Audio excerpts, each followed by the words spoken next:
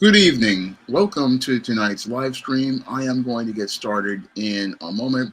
I just need to let everyone on social media know that the stream is currently on the air.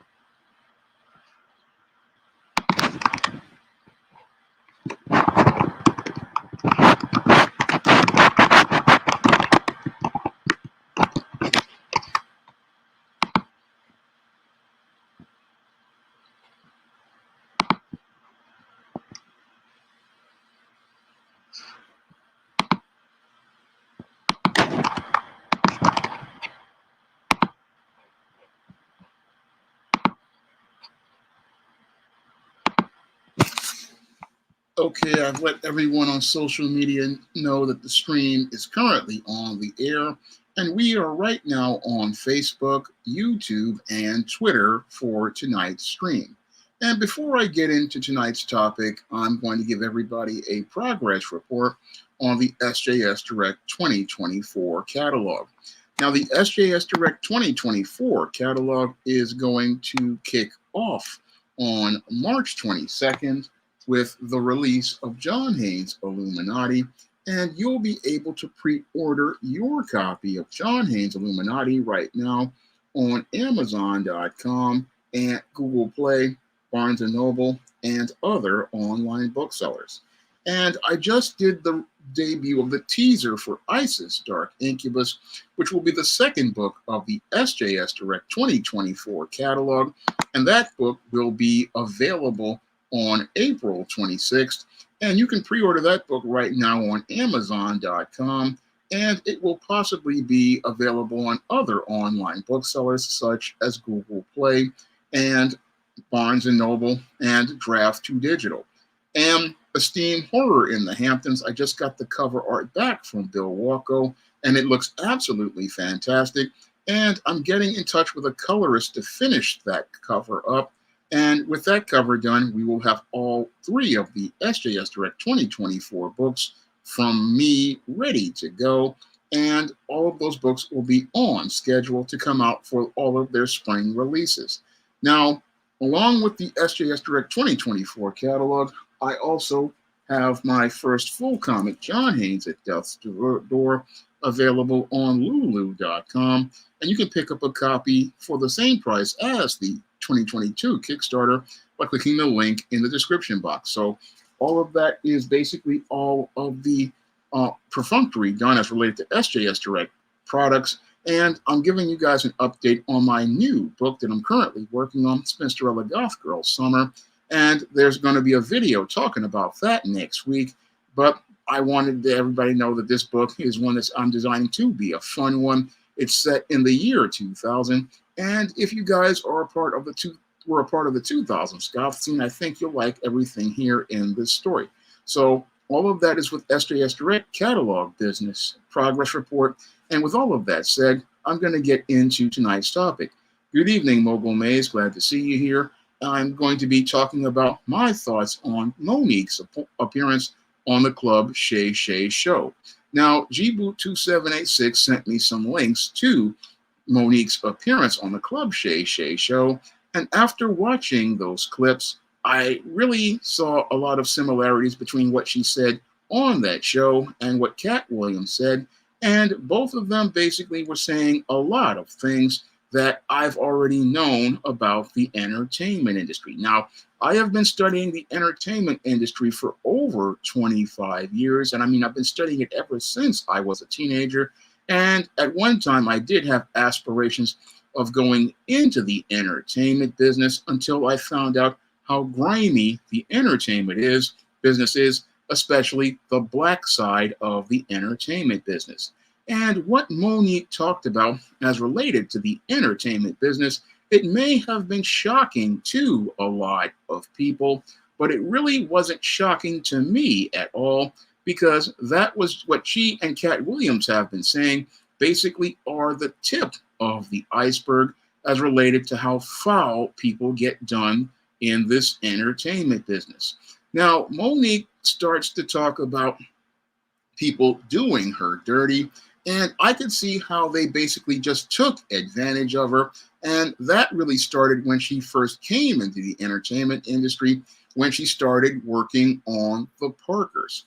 Now, Monique, when she first came on the Parkers, she didn't really know how the business was run, and she didn't know the unwritten rules of the entertainment industry. And as related to the unwritten rules of the entertainment industry, you have to understand two things. One, you have no allies. And two, you have to look out for yourself. And a third rule you have to understand about the entertainment business is get everything in writing and make sure that it's signed, because in this business, if you don't have it in writing and you don't have a contract for anything, then everybody's just saying things to you. And in Hollywood, a person's word is worth absolutely nothing. That's what I got when I was listening to Monique talk about her experience on the Parkers. I mean, they basically came to her and offered her a vehicle. And as they offered her a vehicle, they knew that she was green. And because they knew that she was green, they knew that she would not be able to stand up for her basic rights as related to things that were minor and important. And minor in meaning that the parking space, because if you're a star, you get a space reserved for you on the set and on the lot so that you can be there when people need you. And because Monique was green, she didn't know about that thing. And she also didn't know about things as related to money. And that's where she basically got really burnt on the Parker show, where she says she basically got $50,000 an episode. And that was with an agent and everybody. But all of those people were looking out for themselves. And she wasn't looking out for herself or knew how to look out for herself. And that's because Monique didn't really understand that in entertainment, you are a business. And because you are a business, you have to be looking out for yourself, because the people around you are not looking out for you. Yes, they'll say they represent you, like your agents and your managers, but most of those people are looking out for themselves. And as they're looking out for themselves, they're looking to take their percentage of your money. And as they look to get their percentage of your money, they're just looking to get the cash and go. But you've got to be the one looking out for your cash flow.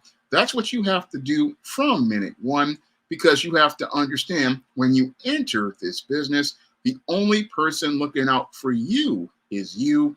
And you have to understand, as you're looking out for you, you need to understand these principles. One, everybody is going to lie to you, because when there's money this big, people are going to lie. And that's why you have to, again, make sure that you just don't go on handshakes and what people say, because an oral contract is not arguable in a court. No, what you want to do is, again, make sure you get everything in writing, and make sure you get everything in writing, because once you get it in writing, that's something people cannot dispute. Once you get something in writing, that makes sure that the deal is set up. And once you get signatures on paper for a contract, then you are going to make sure that you get everything in the contract. And that's where Monique made her mistake on the Parkers, and led to her getting $50,000 an episode instead of getting the kind of money that guys like the cast of Friends and Charlie Sheen got for Two and a Half Men.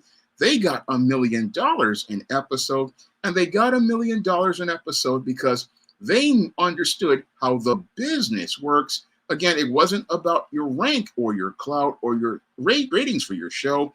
If you know how the business works, you can get your worth. And a lot of times what people will do is try to lowball you and try to tell you, oh, you're a rookie. Oh, you're just coming into the game, so you have to take this kind of low pay. No, if they're coming to you, you want to make sure you get paid, and you want to make sure you get paid first. Because in the entertainment business, again, you have to put yourself first, and you have to make sure you get your money up front. You have to make sure that you're getting your cash up front, because nobody else is going to look out for you. And that's sadly what Monique talked about on Club Shay as related to her experience on the Parkers. Now, this show went into syndication, but she wasn't getting paid from minute one. And she wasn't getting paid from minute one because she had only come into LA in the first 90 days. And basically all of those business people saw how green Monique was. And as they saw how green Monique was, they basically came in and took advantage of her. And while they made over $800 million on the Parkers, Monique really didn't get paid for that show outside of the $50,000 per episode. And out of that $50,000 per episode, she basically wound up not even getting the whole $50,000 an episode, because 10% off the top went to her agent, 15% went to her manager, and 50% went to the IRS. And Monique basically came out of the deal with just as much as the average everyday working person once you start deducting all of the business expenses. So she was basically just an average everyday working person making just about as much as one of the grips or one of the set decorators or one of the other people who worked at the studio, and maybe even they made more money. But the whole thing is, that's all because she came into the business not knowing how business was run. And because she didn't know how business was run, this is why she got taken advantage of by all of those people at the Viacom at studios at the time, which produced the Parkers. And that's how she got the bad deal. And that basically started the whole paradigm for her having problems as related to her overall business situation. A lot of these people basically took advantage of her with the Parkers in the beginning. And I could see the deal that was happening to her. And it just really made me sad, because the whole deal of what happened was due to her not really understanding that one principle that I learned many years ago. You got to be the only one who looks out for you, and you got to put yourself first, and you've got to go out here and understand what you're supposed to get in terms of compensation. Even though they want to talk about, oh, this is a new project, this is a new concept. Well, if you want this concept, then you're going to pay my price. That's what you have to understand, and you have to be firm about it. You have to be firm in understanding that you have a right to get your compensation, and you have to make sure that all of the terms of that compensation are in writing of your contract, because a contract is something that you have all the details on, and it's the contract that's the most important thing. When you're in the entertainment business, you have to understand everything is about the contract. It is not about what somebody says to you, because people talk all the time, and there's a lot of bullshitters in the entertainment industry, and bullshit is like a complete language. That's a thing that many Black performers don't really understand about the business, and it can really mess you up when you don't understand that a lot of people are full of shit, and a lot of people talk a good game, but until you have it in the contract, in writing, and it's signed by the other side, then you don't have anything at all, because people's word is worth about as much as a $5 food stamp without the book in Hollywood. That is the lesson that I want people to understand about everything Monique talked about as related to everything in that interview. You have to understand that people's word is not their bond in Hollywood, because you have to understand almost everybody's a liar and everybody's bullshitting you. And until you have documented things in writing in a contract, you ain't got nothing at all.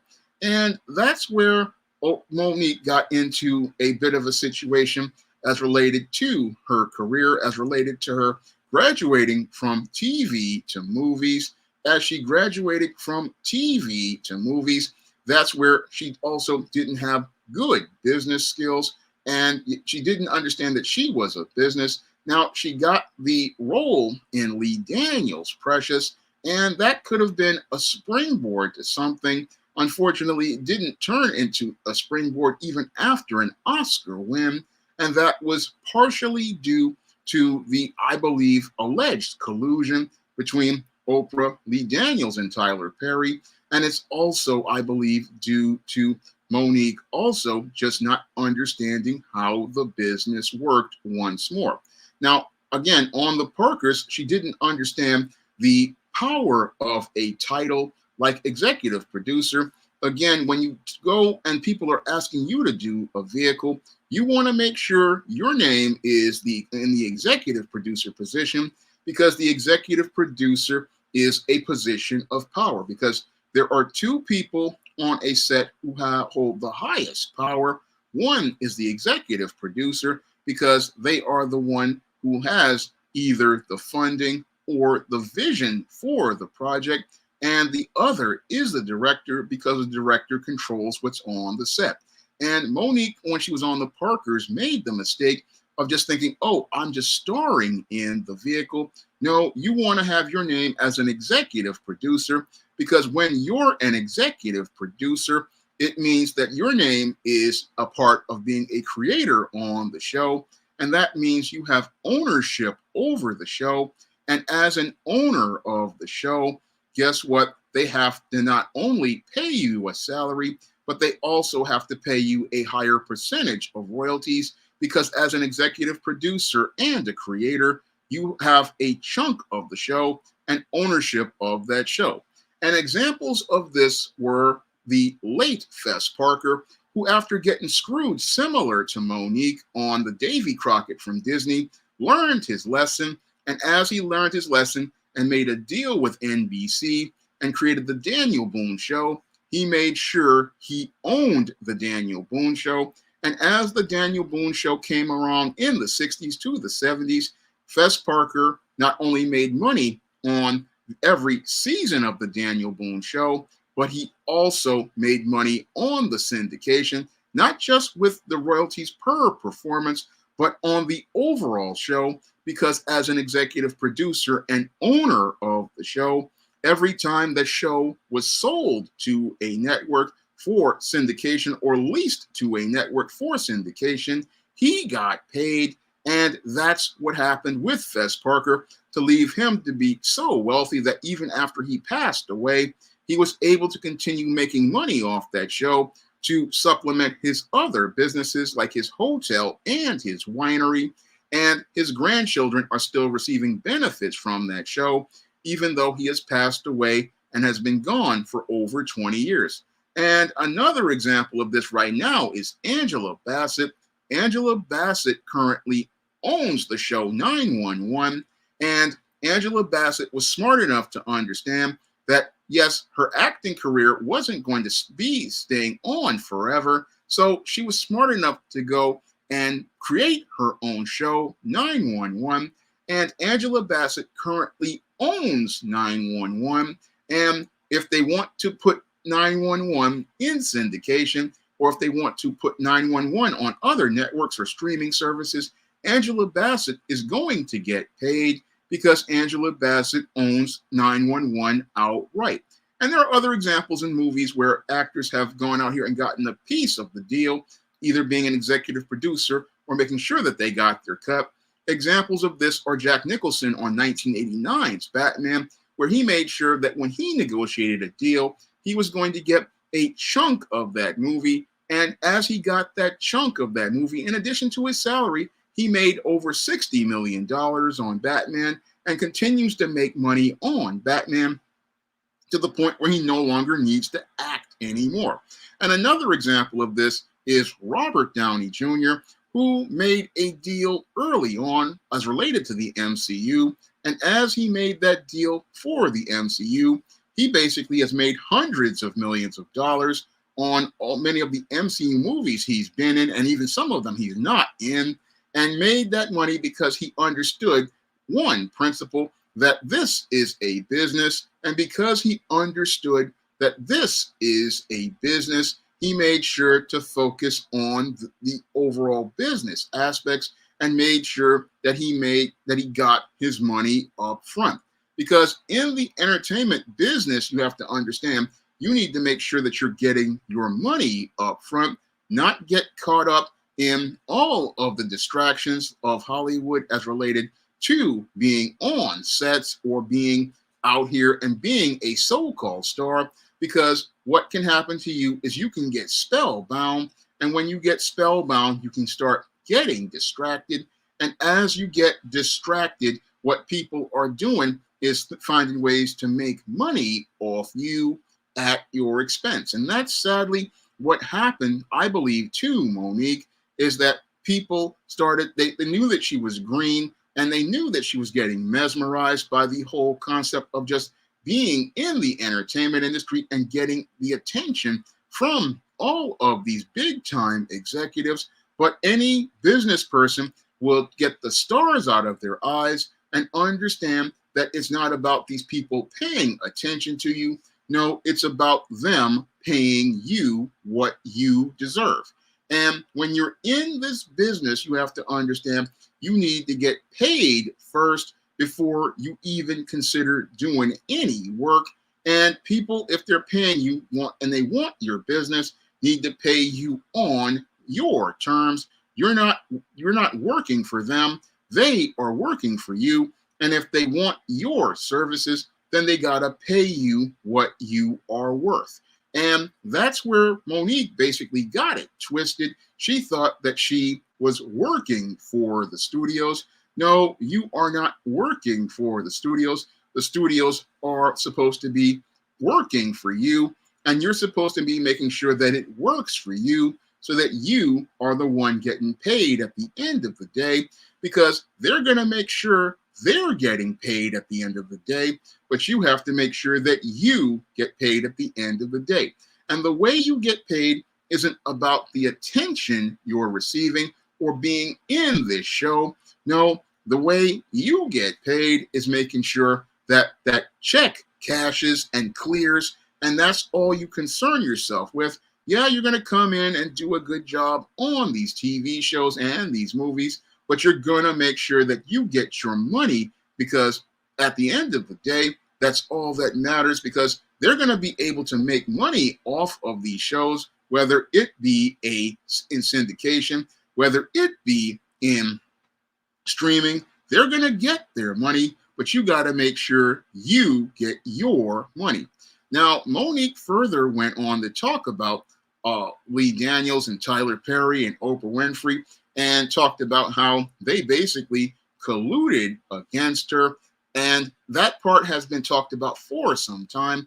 And I do believe that there might be some merit to that claim, because when I look at the kinds of media that currently are out here, I basically believe that there is some merit to that argument, because with Lee Daniels, Oprah Winfrey, and Tyler Perry, they want a certain narrative to their media, and they want certain narratives to their media, which are your miserable, downtrodden Black women who are being abused, your old slave movies, and they also like your poor, miserable Black people. And with them, that's all we have been getting for the last 10 years. 15 years. So that part, I do believe, has some merit to it. And the way her career has basically fallen off, I do believe that there might be some merit as related to her not getting roles due to their collusion. But I also believe that there might be a bit of a problem. Now, K-Sock makes a good point that her husband might be a bit of a bad manager. That might be a part of it, because when I look at the deals that she made, I mean, they show me the kind of deals somebody who is a bit green makes. Because again, when you're a seasoned business person, you understand that there are certain deals that you just don't make. But I also believe that there was some collusion to keep her from getting certain roles. But Oprah, Lee, and Tyler don't really try to make a rich diversity of roles for Black performers, especially Black actresses. And I also believe that they have been trying to lowball Black actresses, because when I look at Taraji P. Henson's story, I'm seeing some corroboration as related to the whole aspect of them trying to lowball Black actresses to the point where they're not even able to get services like being driven to a set or being taken care of. I mean, this sounds like to me that they're basically trying to do some really foul stuff as related to the business aspect of working on these movies.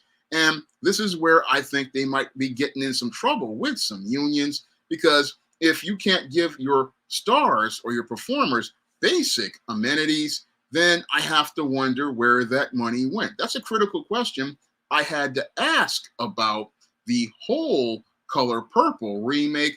I mean, here you have a $100 million movie and a $100 million movie, and you've got stars driving themselves to the set.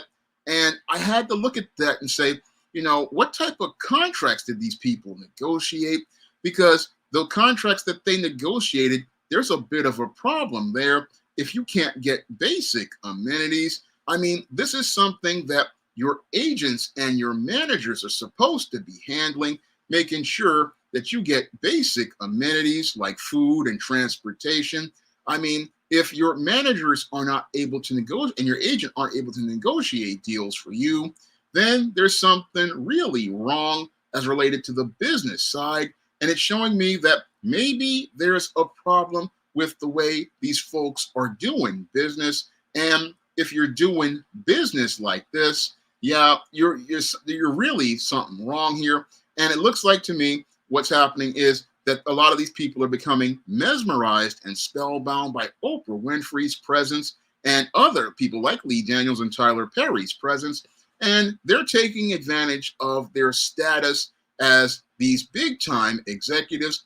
And many of these performers are not really getting on their toes as related to business, because if you're sitting there taking these low salaries, you got to look at yourself and say, hey, what's going on here?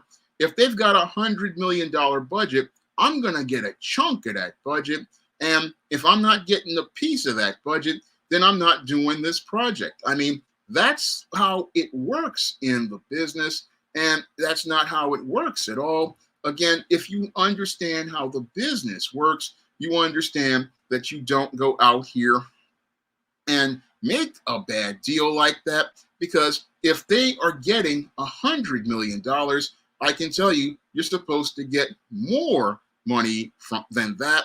I mean, $100 million movie, I mean, actors are not supposed to be getting $150,000, especially if they're Oscar-nominated actors.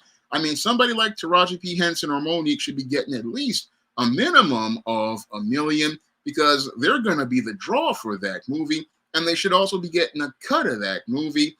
That's how it would work with a smart agent or smart manager.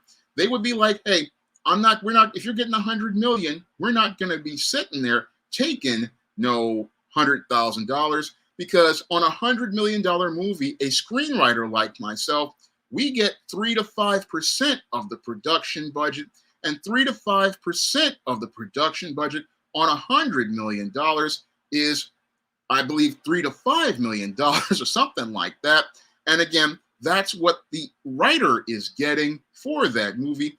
And the actor who's supposed to be the lead should be getting something in that range, because if the writer is getting 3 to 5% for the screenplay, then why are the actors getting paid less than a screenwriter? That's the critical question many Black performers need to start asking themselves, because when you understand how budgets are set up for these movies, you start to look at the way that Black actresses are being paid, and you start to see a real problem of ratchetness on these sets. Now, Monique may go out here and badmouth a lot of people, but the whole thing is we got Cat Williams saying the same things. And again, these guys are just saying things in public that I have known for many years about the entertainment industry, especially the Black entertainment industry. There's a lot of shady folks in this business, and a lot of shady folks doing a lot of dirt, because they just basically are trying to lowball people, and they try to take advantage of Black performers because they know Black performers in many cases are desperate, and that they take advantage of that desperation. And they take advantage of that desperation because they know many Black performers really don't know their worth, and they don't really understand the business. They don't really understand how the business works. And many Black performers, because they are so desperate to get roles, they really don't understand how things work. And if they don't understand how things work, that allows people to come in, and that allows people like producers to come in and get them for far less than they would have to pay for a white performer. Because white performers, when you go to a white performer, they're going to start asking critical questions and start asking critical questions about certain things as related to the business. Now, Monique further went on to make a statement regarding a deal that she had with Kevin Hart. And when I listened to that deal, it just made me shake my head, because again, it just showed me how green Monique is. I mean, Monique basically was just so green as she was talking about Kevin Hart. And when she talked about Kevin Hart, I really understood, yeah, you really don't understand how to do the business. I mean, yeah, when you don't understand the business, you're out here thinking, again, making an oral deal is going to lead to that deal. And the big mistake that she made, she was talking about how she was trying to get a show together and Kevin Hart was going to finance it. And mistake she made was, oh, I got his word. I'm like, no, you did not have a letter of intent. Because if I go out here and I talk to an actor or an actress about a role, again, if I don't have a letter of intent tells me that this person is going to go ahead with this project. And what she was doing was going out here on his word. And again, just like I stated early in tonight's show, you never go on the word of anyone in Hollywood, because everybody in Hollywood is full of shit. And you never go on the word of anyone, because the word of people means nothing at all. If you've got a show that you want to put together, the first thing you want to do is make sure that you again get everything in writing. And she's sitting there telling me, oh, Kevin Hart said this, Kevin Hart said that. And I'm listening to that whole part about the business. And I'm sitting there listening to that whole statement. And I'm saying to myself, this makes no sense to me, because I understand if I talk to someone, their assistant, I'm supposed to be meeting with them and their assistant is supposed to be taking notes. And I'm supposed to be asking them, when will you be sending me the letter of intent? Because again, got to get everything in writing. And then once I get the letter of intent, I can take that into any business and say, okay, we're ready to do a contract. And if I don't get a contract, I go out here and I can sue that person, because if you have documentation, then you can say, okay, we had a deal for this project because the writing says that this was supposed to be done. And that way you have the makings of a deal. Again, everything as related to the entertainment business is about writing. Everything in the business is about contracts. And if you do not have a written letter of intent, if you don't have a contract, you don't have anything.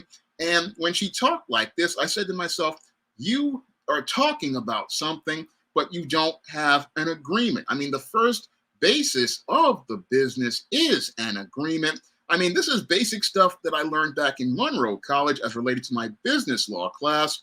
A business law basically says, hey, you need to have an agreement in order to create a contract.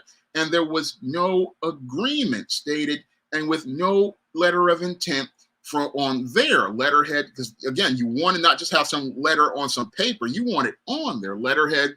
You want to make sure everything is up and as related to letter of intent. And then you go and you start negotiating with the Prodco as related to the contract. This is a process that has to be done. But sadly, Monique really, while she was talking about how bad things were done to her, I was seeing how she just didn't know how the business operated. I mean, as I was sitting there watching that interview, I just was like, I sympathize with you to a point, but it's looking to me like you just didn't know basic operating procedures as related to the business. You just didn't understand basic operating procedures as related to just doing basic business in the entertainment industry.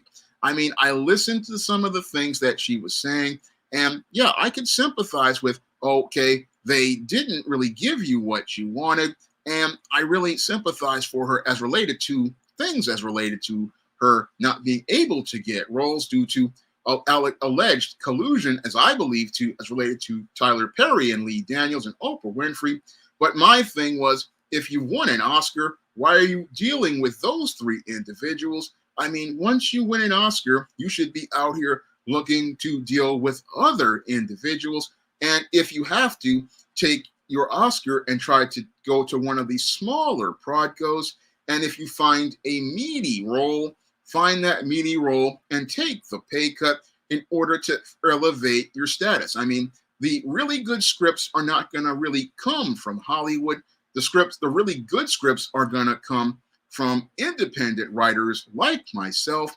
I mean, really good projects, they are going to come from these small independent Prodcos, but Monique really just didn't know how to work.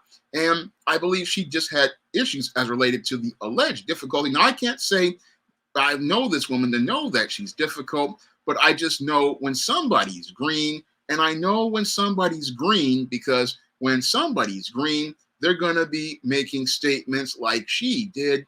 And I listened to her statements. I just sat there listening to her statements, and they just came across as the statements of somebody who is really green and doesn't understand the business. And as somebody who, again, knows that there are issues as related to Hollywood. Now, I know that Joy is saying, yes, there's not a lot of work for Black women of a certain age, but the whole thing is that you have to understand where to go look for that work. And that was a big problem that Monique had. Yes, she got the Oscar for playing a stereotype baby mama, but she didn't understand how to parlay that into some meaty roles. And again, she went back to Oprah, Lee Daniels, and Tyler Perry, but they didn't have much for her. And they possibly weren't even interested in giving her any more work because they were possibly looking to just find some cheap performers and looking for some cheap performers because that's what they usually are looking for on these Black productions. They are looking to try to cut their corners because they don't really get that much money. They get money for a budget. Now, Oprah got a big budget because she had the help of Steven Spielberg on The Color Purple. But that's where I have an issue with Oprah because she was looking to lowball people.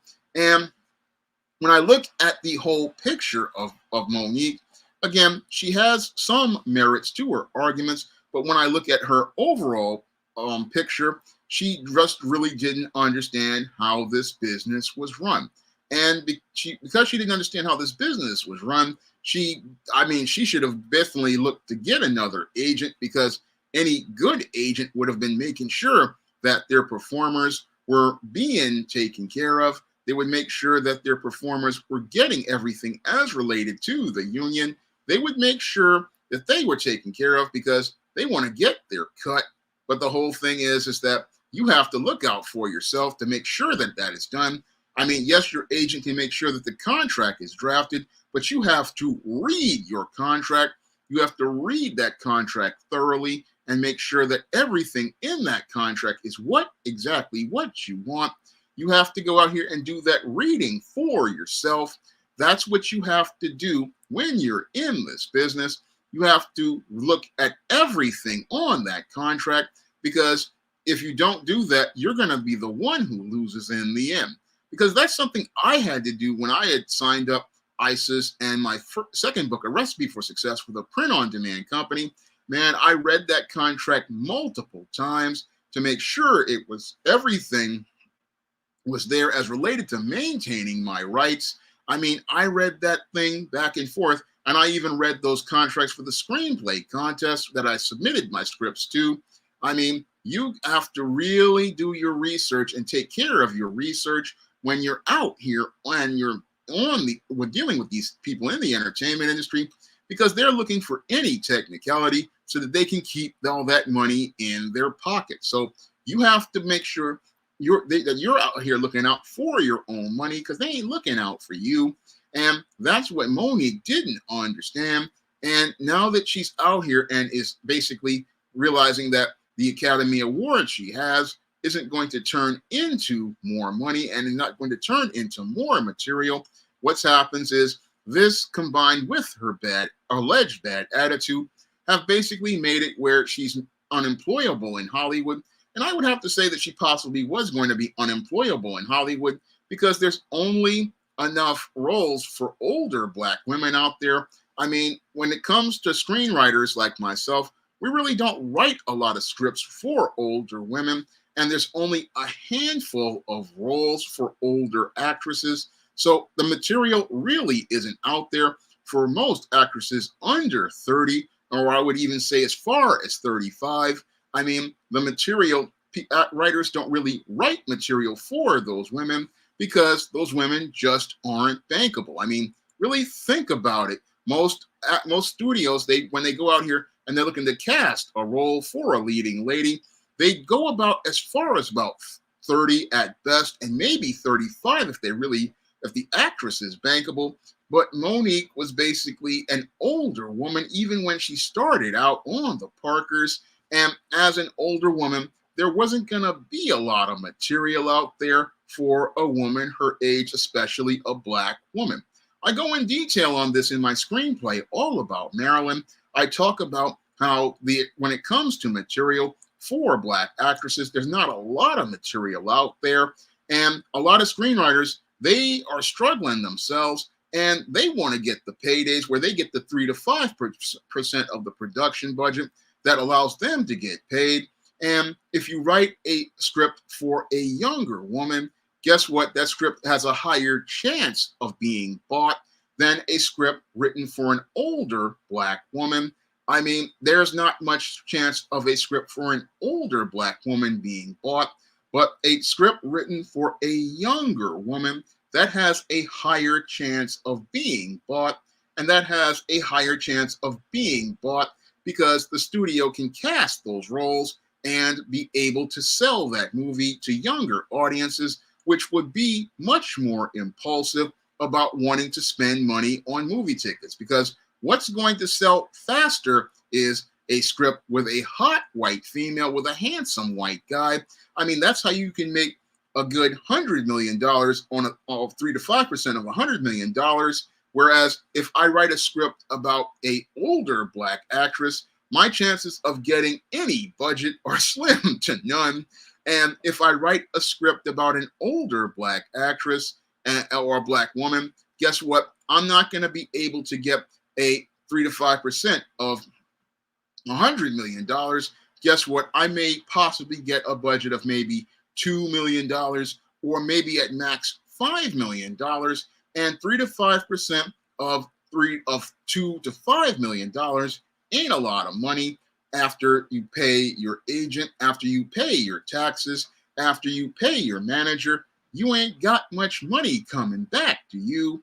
So that's the whole problem with Monique and many Black actresses. They don't understand that there is no investment return for a screenwriter like myself to sit there and be as patient as I was in 2007 when I wrote All About Marilyn. Now, when I wrote All About Marilyn, I was writing about a 34-year-old woman, and I spent about 2007 to 2008 writing that script. I spent about two and a half years working on that script, making it the best it could be. And it was not a script that I could actually get a return on the investment. But if I were to write a script for a white female, I would get a much higher return on the investment. And that's the reason why why screenwriters just don't write scripts for Black women at all, even if they are, especially if they're older, because there's no money in it. Now, Oprah will finance these kind of movies on her Oprah Winfrey Presents or something like that. That's something that she can do because she has that kind of money. But other prodcos, they don't want to take that kind of risk.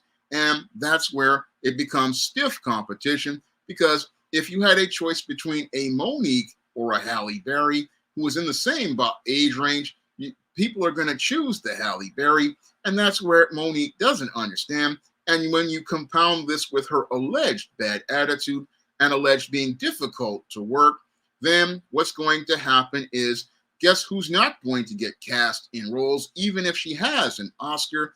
Guess what? They're going to choose Halle Berry over Monique, and they're going to choose Halle Berry over Monique because on these productions, when it comes to these productions, the executive producer and the director, they don't want friction. They don't want to deal with difficult people who don't understand how the business works. They don't want to deal with this because when it comes to a production, people really don't have time to deal with people being difficult when you're on a schedule and you're trying to run a film and you're trying to get all of these shots completed. You don't want to deal with a difficult person. And that's possibly one of the reasons why Monique possibly would have a problem if people are saying that she's difficult to work with.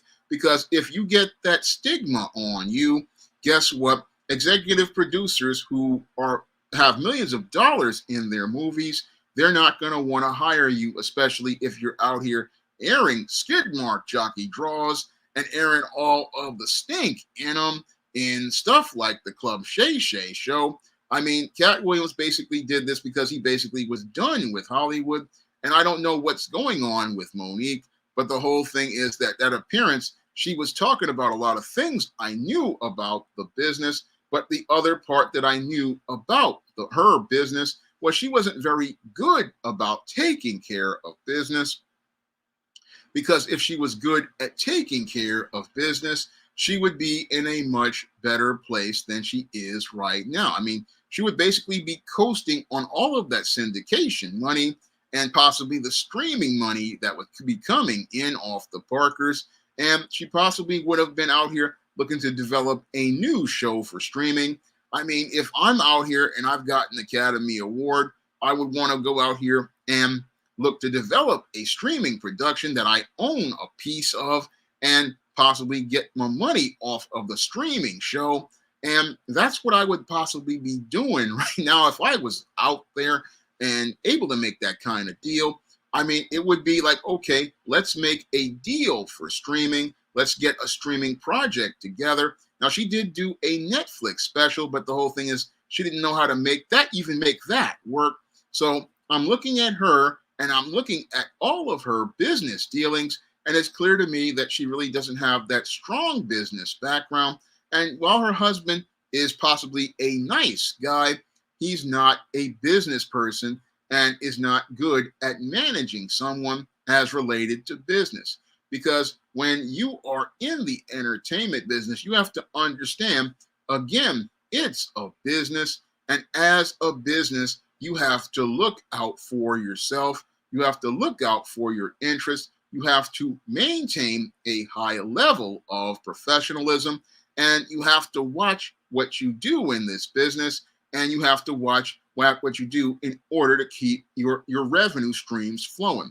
And that's where Monique basically made a mess of things as related to her business. She really was not taking care of her business. And this all started, I believe, when she came out to LA. She came out to LA and really didn't know how to build relationships, did not know how to form connections, like K-Sonk is telling you. And you have to know how to make relationships. And as you make the relationships, you have to understand what to ask for. And again, not understanding how to ask for letters of intent, not understanding how to get everything in writing, trying to just go on talking. You don't talk to people and go on their word. I mean, even if a comic book writer like Brian Michael Bendis understands this, because I recently read Brian Michael Bendis's comic where he talked about his experiences in Hollywood, and he was saying almost a lot of the same things that Cat Williams and Monique were saying, but the way he was saying it was, you just have to just get your money. And again, he was focused on his money, and he just didn't get caught up in the rhetoric. I mean, it can be very mesmerizing and very tempting to get caught up in the clout and all of these people. And then you start to feel burned like Monique did. I mean, Monique basically felt burnt because, oh, she thought people did her wrong. But the whole thing is, in the entertainment business, people are going to be looking out for their paper. And if they see that you're not taking care of your paper, they're going to get their chunk of that paper for themselves. And that's what Monique didn't understand. That's why you got to make sure you demand what you're supposed to get. I mean, you have to make sure you take care of your business. You have to take care of everything about your business, because if you don't look out for your business, that's how you wind up in a situation where instead of you getting the $500,000 an episode, which is what you should have got for the Parkers, you only get $50,000, because people will sit there and say, oh, we ain't got the money. And they got the money in the budget. If they're making, if their show is about $2 million an episode, and your average TV show is $2 to $3 million an episode, yeah, they got the money, but you got to make sure that you're getting paid, and you got to make sure you're getting paid the minute you walk in the door, because they're not going to look out for you. I mean, it's just like any other job. I mean, if you walk into one of these retail jobs and you say you're going to agree to work for $15 an hour, and the rate is $17 in that store, yeah, they're going to go out here and pocket that $2 because you're going to not understand how the business works. And yeah, her husband doesn't understand how the business worked, and he basically worked her into a corner, and her attitude allegedly is another problem. But when I look at what happened with Monique on the Club Shay show, it's showing me a pattern as related to Black Hollywood of dysfunction. It's showing me a pattern of dysfunction as related to many of these Black folks in Hollywood, in that they really are not really business savvy. I mean, it's coming across similar to what is going on in the music business, where you got a lot of folks who are at the top basically creating a fiefdom. And as they create this fiefdom, they're just basically just got all of these Black performers working like slaves, similar to what happened with all of those musicians in the 50s and the 60s who came out and made all those hit songs, but didn't get a chunk of those songs because a lot of those musicians didn't have enough education to make the right demands as related to their contracts. And as the studio made millions of dollars, many of those entertainers basically wound up dying in poverty. That's sad. That's the sad story that happened to many of those musical performers, because those musical performers were all about entertaining people and not understanding that this is a music business. And as a music business, you need to be about taking care of your business to make sure that your money is taken care of. I mean, there's a big difference between many of those entertainers and guys like James Brown and Michael Jackson.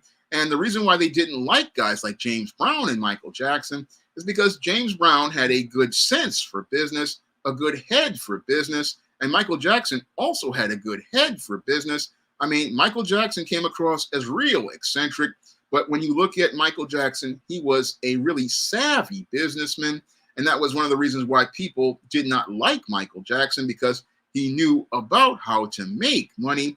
Moreover, he knew how to build wealth, and that's what made Michael Jackson just one of the most brilliant men as related to entertainment, because he was on top of his business. I mean, Michael Jackson knew how to do business, and James Brown also knew how to do business. Both of those men were very successful because they understood that it wasn't just about music that made them feel good. It was also about them getting paid off their music that made them feel good. And that's the difference between a Monique or a business person. Again, when you are in this entertainment business, whether you be a screenwriter, an actor, a director, or an executive producer, you need to be on top of your business, and you need to understand that this is a business. That's where Monique made her mistakes. She just came into this saying, oh, I want to be like Oprah Winfrey. I want to be the center of attention. She was looking for social currency, not looking for fiscal currency. She was not looking to make sure that she was going to generate wealth for herself and her family. No, she was like many Black performers in Black Hollywood, looking to get rich and get famous, but that's not what this business is all about. No, this business is all about you making sure that you get paid for your creations. You get ownership of your creations. You have control over the rights for your creations, and you have a say in your creations, because you don't want to be just, oh, I'm just a performer working on a show. No, you want ownership of that show. You want a say over this from day one. And that's the difference between a performer and a business person. I mean, I listen to Taraji P. Henson and I see the same dysfunctional paradigm. I mean, Taraji was sitting there talking about how Oprah did her bad, but the whole thing is that she just did not know how to move in the business. I mean, Taraji, when I listened to her story, again, another story where she's talking about, oh, they did her bad. They underpaid her, only paid her $150,000. And I look at that and I said, $150,000, again, that's not what you get on a $100 million budget, because the first question any writer or anybody's going to ask is, how much is the budget? Because how much the budget is going to be paramount to how I get paid. I mean, you can come here and say, oh, how much is the salary? No, how much is the budget? Because I want a piece of that budget, and I want a good chunk of that budget. And that's what you ask. You ask about the budget first, and then you start negotiating salary based on the budget. That's where Taraji made a mistake, and that's where Monique made a mistake. Okay, how much is the budget per episode? How much is the budget for this production? Because if this is going to be me being a feature performer, which is going to be your box office draw, then I need to get a chunk of that budget for my pay. And I also need amenities, and I also need to get a percentage of that box office. That's what a smart person says when they have a business mindset. They go out and say, no, ain't no $150,000. No, if you're getting $100 million, at least I'm going to get a minimum of $1 million, or at least $5 to $10 million. I'm going to get a chunk of that money, and I'm also going to get a piece of that box office. So that's what a seasoned business person is going to tell somebody like Oprah Winfrey, and they're not going to care about Oprah Winfrey's clout. No, it's going to be about you getting compensated for your time, because it's you who are going to have bringing butts in the seats, and you bringing butts in the seats is what's going to make them money. And that's something that when I listen to Black actresses like Taraji and Monique talk about, they're not really understanding how to go out here and in the business as related to contracts. They're not really understanding, hey, you got to make sure that you're getting your percentages as related to compensation, for budget, for royalties for syndication, for royalties for television, royalties for streaming. All of this is money you got to talk about up front, because again, this is all about getting your money up front, not going out here and saying, oh, they did me dirty because I took their standard deal. No, if they want your services, they're going to meet your standards, and they're going to meet my standards because they understand the value of my work. You understand the value of this work, that then you're going to pay to get that work for you. That's what you're going to understand when you're doing business as related to the entertainment business. And when I listen to Taraji, I listen to Monique. I mean, I listen to them sitting there talking about how they can barely get their business taken care of. It just made me shake my head. And when I listened to Taraji, it was just really sad. She's sitting there trying to get a deal for a cookie show. And when I listened to that, I just said, what is wrong with you? Because you don't own Cookie. Lee Daniels production company owns Cookie. And if Lee Daniels production company owns Cookie, guess who's going to get paid for Cookie? They could care less about the actress who played Cookie. No, they own this character, and they could go out here and make a cookie show about a younger Cookie and possibly make more money doing a period show about a younger Cookie. That's what they can do, because again, if you don't own the show, you can't get upset and say, oh, I didn't get a deal. No, deals are not guaranteed in the entertainment business. No, you got to go out here and get the deals, and you get the deals by knowing how to network, knowing how to connect with people, knowing how to have professional and relationships, good interpersonal skills, knowing how to read people, and knowing, again, that people's words really don't mean much until they start talking seriously about things like letters of intent or things like getting things in writing, because writing is going to be the thing that makes sure that lets you know if somebody is serious, because people, again, talk a lot of shit in the entertainment industry, but you got to make sure that you get stuff in writing. And when I listen to Monique talk about stuff like the Kevin Hart deal, I just said to myself, how are you sitting there saying that you had a deal? Oh, this was going to get done. No, if you don't have no letter of intent, nothing is getting done. This guy's just bullshitting you. He's making a lot of hot air, because if he was really serious, he would be saying, hey, I'm going to have my assistant draft up this letter of intent on letterhead. I'm going to sign that and send that to you. I'm going to make sure that this is sent out by the end of the day. And that's how you know he's serious about spending money. And that's how you know that the production company is ready to go out here and spend some money. Because people, when they're ready to spend money in the entertainment business, they start writing things, and they start writing things because they want to make sure that they get that deal in paper and on paper, because there's stiff competition and they don't want somebody out here making another deal. But oftentimes with Black performers, they don't understand their worth once more. And because they don't understand their worth, what they do is go out here and start talking about, and acting in a desperate way. And as they start acting in a desperate way, what they do is go on, I'll go on what he said.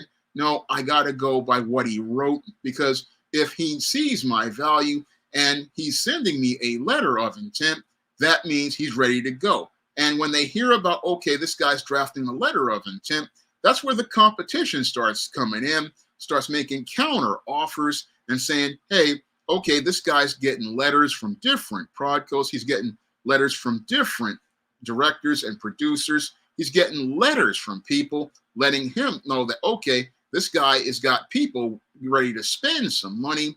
And when you get those letters of intent, it's saying, okay, people are ready to spend money, people ready to go to work, people ready to put papers down as related to getting a budget together.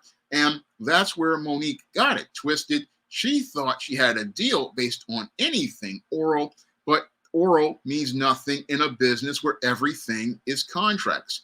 In a business where everything is contracts, you want to make sure you get to the written stage, because the written stage is where the deal is made.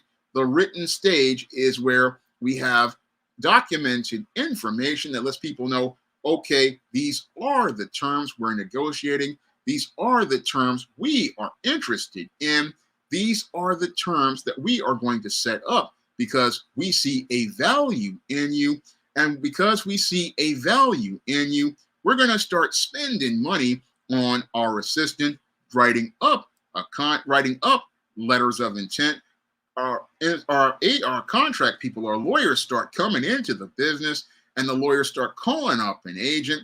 I mean, when I listen to her and she's sitting up there telling me, "Oh, well, Tyler Perry and so and so call," I'm like, they don't have to call when a production company is in business. When production companies are running things, they are not calling up people to tell you, "Oh, a deal is over." No, they go out and call up the agent and let them know, "Okay, we're getting ready to negotiate the contract. We want to send you a draft of the contract." Again, this is where the lawyers come in, and the lawyers start talking, because an agent is a lawyer in a lot of cases, and you have entertainment lawyers talking to each other as your representation. And as the people who are your agent and your lawyer and the lawyers are talking, what they're doing is sending you documents, and they're sending you documents to read. And that's where you can't take anything for granted.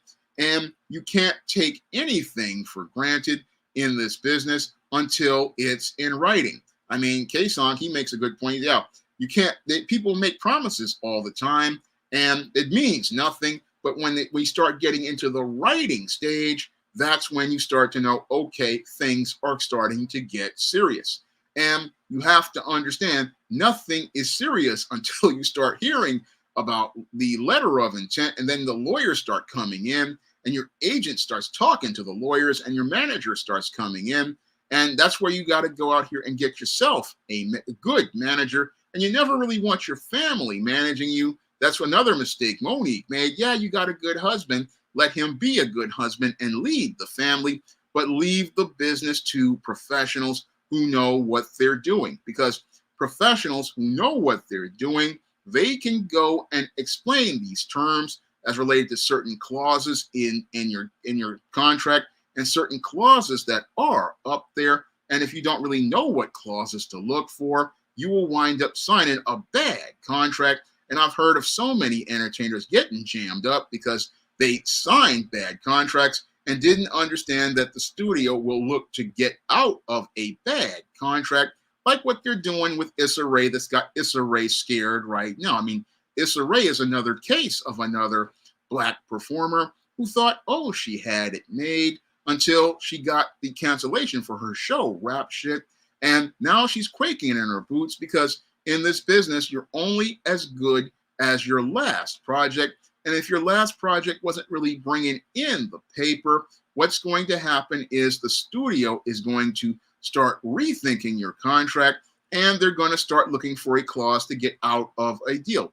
Yeah, they'll sign a deal for a 2 or 3 picture movie or a 2 or 3 project deal, but it's all based on the success of the current project you have.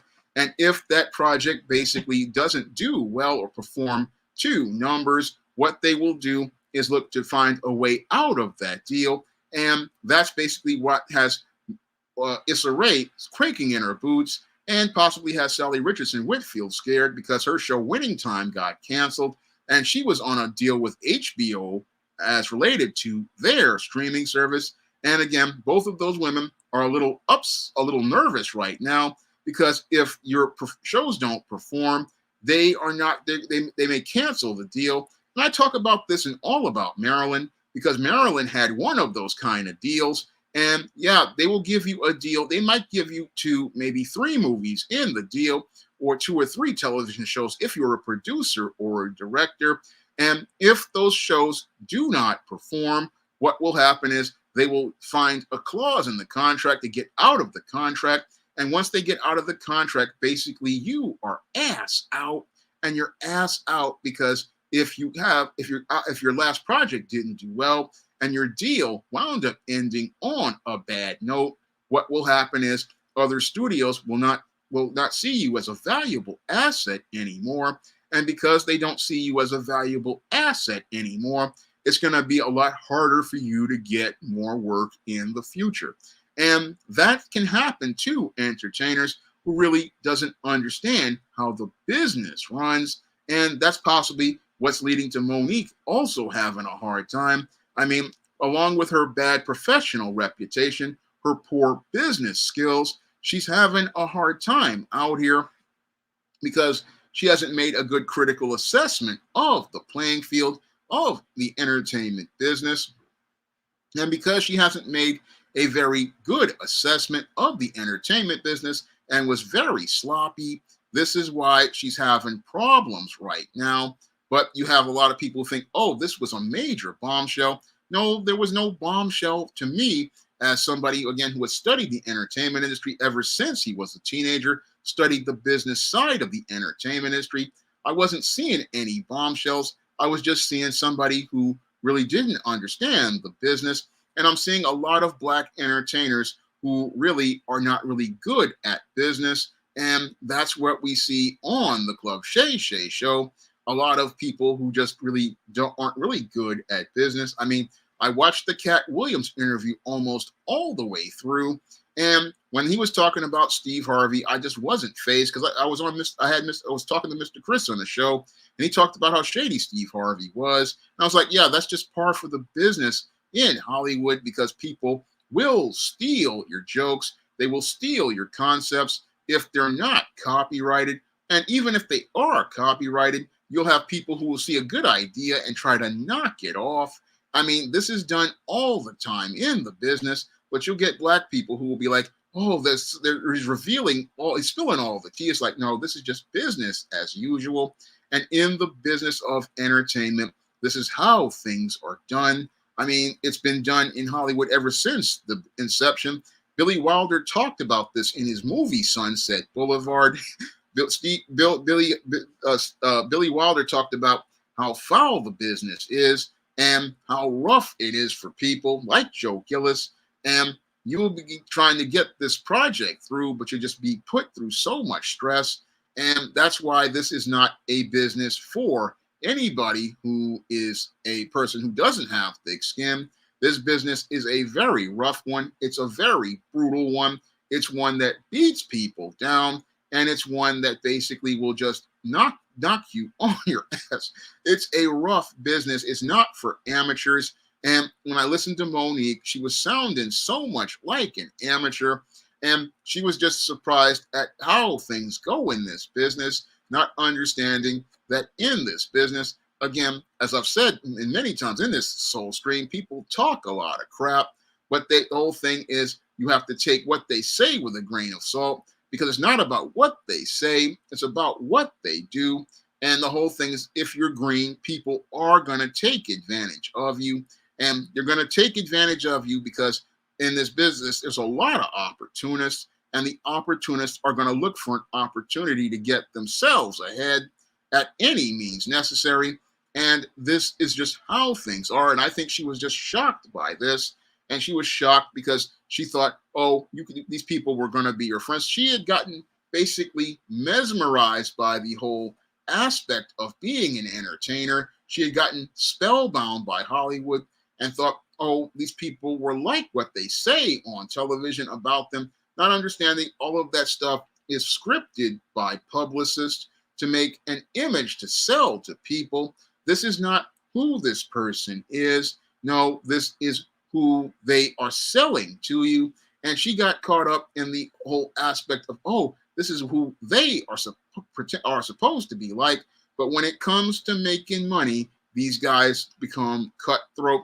These guys become ruthless because they know they are one job away from being homeless, and they are one job away from being broke.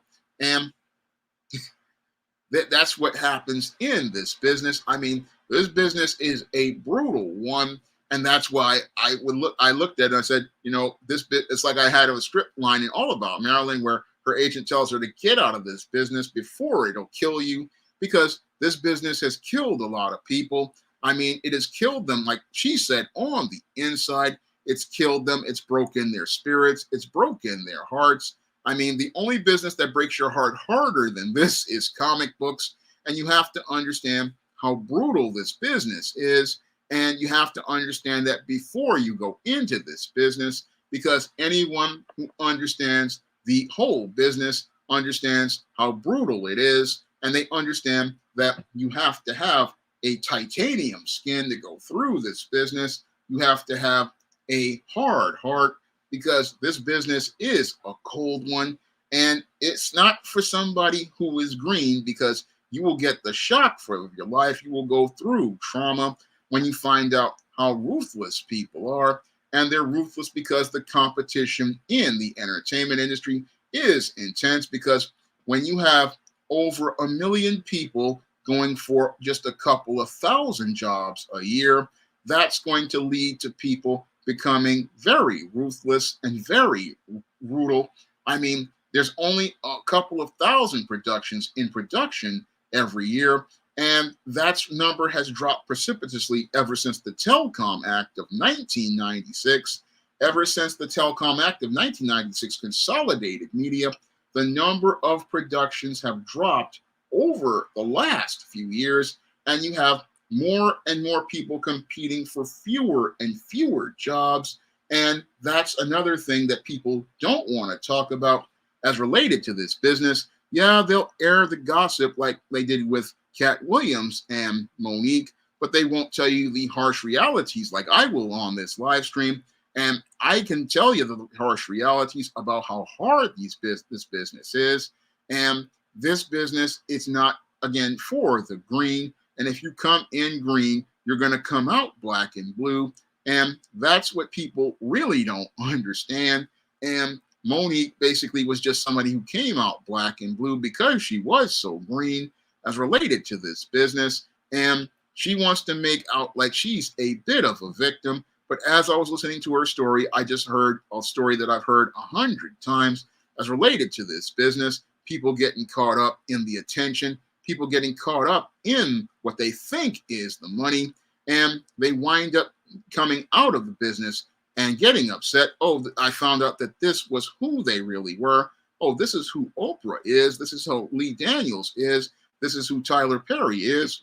Excuse me. Well, they are just cold people because this is how they make money.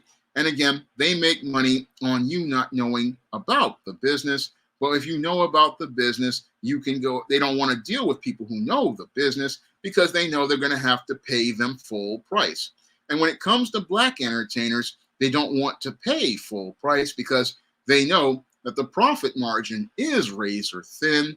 And because they know that the profit margin is razor thin as related to the entertainment business, then they don't want to go out and pay top dollar for those performers. And that's why you had Oprah looking to have Taraji audition for The Color Purple, have Monique audition for roles. And again, if you're looking to hire talent based on their performance, you're going to go out here and call them up and say, hey, I got a job for you.